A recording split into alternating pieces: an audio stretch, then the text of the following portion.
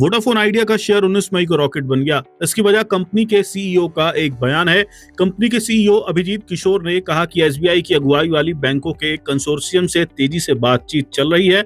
इस कंसोर्शियम में सरकारी बैंक, प्राइवेट बैंक और कुछ विदेशी बैंक शामिल हैं। किशोर ने 18 मई को मार्च तिमाही के नतीजों के बाद अर्निंग्स कॉल में ये जानकारी दी। वोडाफोन आइडिया के सीईओ ने यह कहा कि कंपनी को उम्मीद है कि 35,000 करोड़ रुपए की फंडिंग को लेकर बातचीत जल्द पूरी हो जाएगी।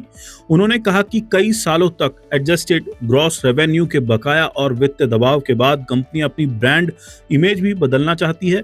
उन्होंने अगले 3 सालों में कंपनी की वित्तीय जिम्मेदारियों को पूरी करने का भी भरोसा जताया है। उनका मानना है कि ज्यादा ईबीआईटीडीए, डेट फंडिंग, प्रमोटर में निवेश और टैक्स रिफंड्स के जरिए कंपनी अपनी जिम्मेदारियां पूरी करेगी। वोडाफोन आइडिया कुल 35,000 करोड़ रुपए के फंड के लिए बैंकों के कंसोर्शियम से बातचीत कर रही है।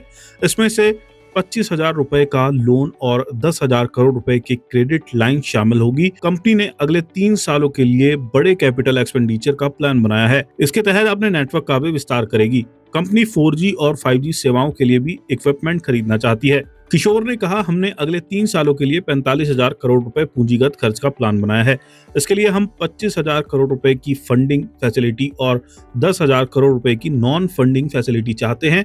हम इसके लिए एसबीआई की अगुवाई वाले कंसोर्शियम से बात कर रहे हैं। इसमें सरकार, प्राइवेट और विदेशी बैंक शामिल हैं। हमें बातचीत जल्द पूरी हो जाने की उम्मीद है। वोडाफोन आइडिया का शेयर 2:10 पर 5.52% के उछाल के साथ 13.57 रुपए पर चल रहा था। बीते एक महीने में ये शेयर 43% से ज्यादा चढ़ा है। कंपनी ने 17 मई को मार्च तिमाही के नतीजों का ऐलान किया था। इस दौरान कंपनी को 51,970 रुपए का कंसोलिडेटेड प्रॉफिट हुआ। एनालिस्ट ने कंपनी को मार्च तिमाही में लॉस का अनुमान लगाया था। कंपनी को ये मुनाफा one time AGR liability reassessment की वजह से हुआ।